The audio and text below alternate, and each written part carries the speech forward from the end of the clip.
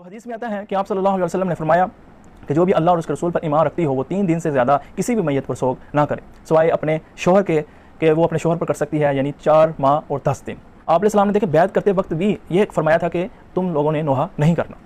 आखिरी हदीस में आता है कि रसूलुल्लाह सल्लल्लाहु अलैहि वसल्लम ने फरमाया 2 आदतें हैं जो कुफर की बाकी हैं या बाकी रहेंगी, यानी 2 आदतें बाकी हैं या बाकी रहेंगी। वो कौन सी 2 आदतें कुफर की हैं? एक उनमें से ये है कि नसब में ताना मारना, दूसरा ये है कि किसी भी मैयत पर नोहा करना।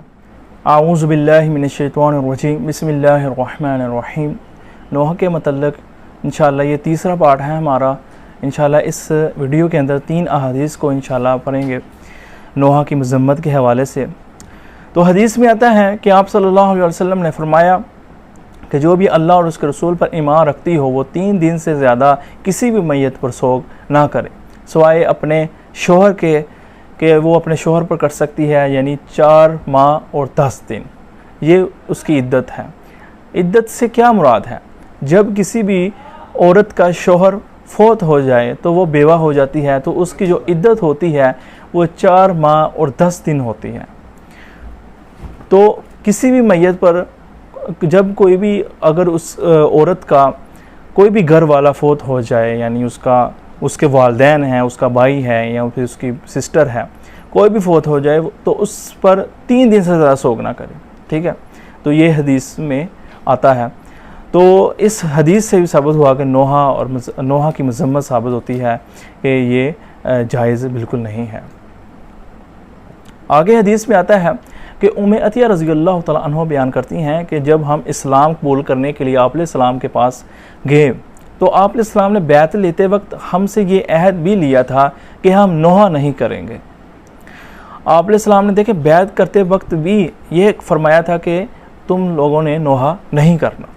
ये आप अलैहिस्सलाम ने क्यों ये इस तरह का अहद लिया था? क्यों?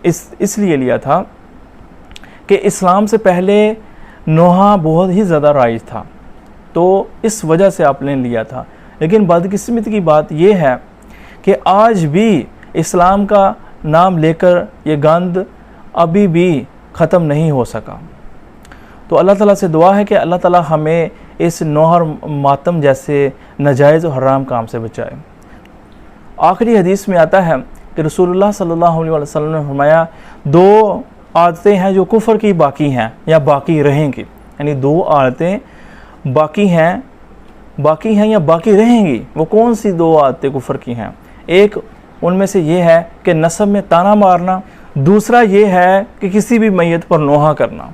तो देखेंगे इस हदीस में भी आया है कि नोहा करना कुफर की बातों में से आता है।